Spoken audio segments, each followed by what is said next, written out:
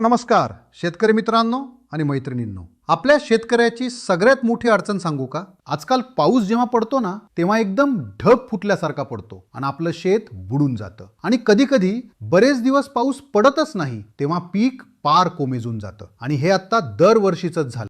पावसावर आपला ताबा नाही पण आपल्या शेतावर आहे. अति पाऊस आणि पावसात खंड या दोन्ही समस्यांवर उपाय म्हणजे गादी वाफ्यावर किंवा सरीवरंब्यावर टोकन. गादी वाफे किंवा सरीवरंबे कसे तयार करायचे याचे काही पर्याय सांगतो. पॉवर टिलरने सऱ्या पाडणे, छोट्या ट्रॅक्टरला जोडता येणाऱ्या गादी वाफा यंत्राने, BBF यंत्राने गादी वाफ्यावर लागवड केली आणि लय पाऊस झाला तर सरीतून पाण्याचा निचरा होतो, त्यामुळे गादी वाफ्यावरचं पीक पाण्यात बुडत नाही. आणि समजा पाऊस कमी पडला तरी गादी वाफ्यात ओलावा टिकून राहतो आणि आपलं पीक छान तग धरतं. म्हणजे दोन्ही समस्यांवर एकच उपाय, गादी वाफा.